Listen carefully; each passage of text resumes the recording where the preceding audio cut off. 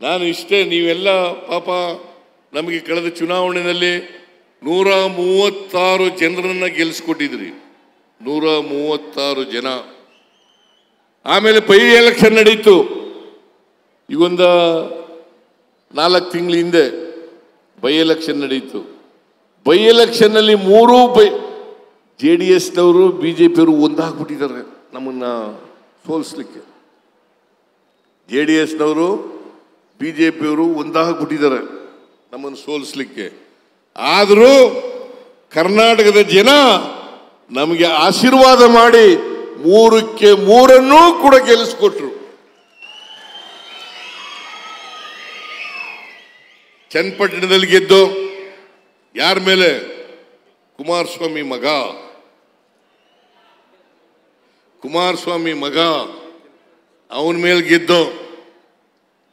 ಬಹಳ ಇಲ್ಲಿ JDSನವರು ಬಗ್ಗೆ ಬಹಳ ಮಾತಾಡ್ತಾರಲ್ಲ KR ನಗರದಲ್ಲಿ. ಚನ್ನಪಟ್ಟಣದಲ್ಲಿ ಯಾರ ಮೇಲೆ ಗೆದ್ದದ್ದು? ಕುಮಾರಸ್ವಾಮಿ ಗೆದ್ದಿದ್ದಂತ ಜಾಗದಲ್ಲೇ ಗೆದ್ದೋ. ಅವ್ರ ಮಗನೇ ನಿಂತ್ಕೊಂಡಿದ್ದ, ಅಲ್ಲಿ ಗೆದ್ದು. ಆಮೇಲೆ ಶಿಗ್ಗಾವಿನಲ್ಲಿ ಬಸವರಾಜ ಬೊಮ್ಮಾಯಿ ಗೆದ್ದಿದ್ದಂತ ಜಾಗ, ಅವ್ರ ಮಗನೇ ನಿಂತ್ಕೊಂಡಿದ್ದ, ಅಲ್ಲಿ ಗೆದ್ದು.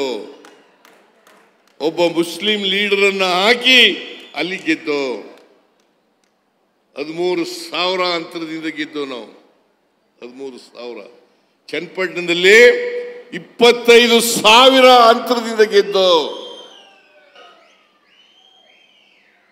ಇವ್ರಿಗೇನಾದ್ರು ನೈತಿಕತೆ ಇದ್ರೆ ನಮ್ಮ ಮೇಲೆ ಮಾತಾಡಬಾರದು.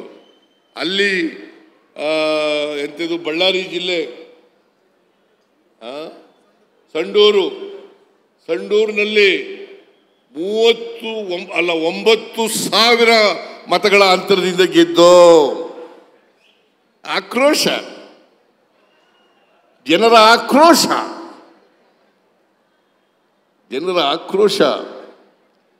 ಆಕ್ರೋಶ ಇದ್ದಿದ್ರೆ ಈ 3 ಉಪಚುನಾವಣೆಗಳನ್ನು ಗೆಲ್ಲಿಕ್ಕೆ ಸಾಧ್ಯ ಆಯ್ತಿತ್ತ? ಇಷ್ಟೊಂದು ಅಭಿವೃದ್ಧಿ ಕೆಲಸಗಳನ್ನು ಮಾಡಲಿಕ್ಕೆ ಸಾಧ್ಯ ಆಗ್ತಿತ್ತ?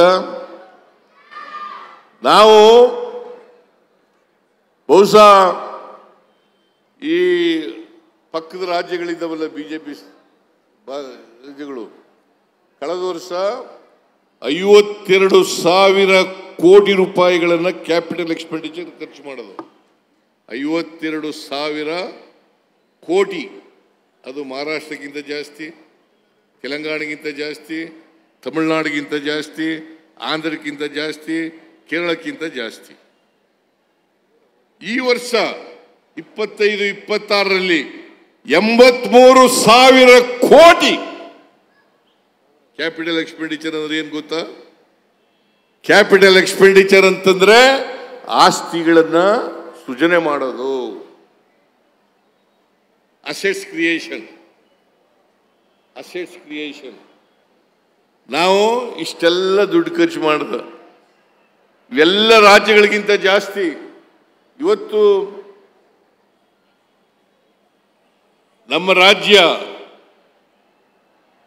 ಈ GST ಅಂತ ಕಲೆಕ್ಟ್ ಮಾಡ್ತಾರೆ, ಕೇಂದ್ರ ಸರ್ಕಾರದವರು GST ಅಂತ ಕಲೆಕ್ಟ್ ಮಾಡ್ತಾರೆ. ಗೂಡ್ಸ್ ಅಂಡ್ ಸರ್ವಿಸ್ ಟ್ಯಾಕ್ಸ್ ಅಂತ. Goods and service tax.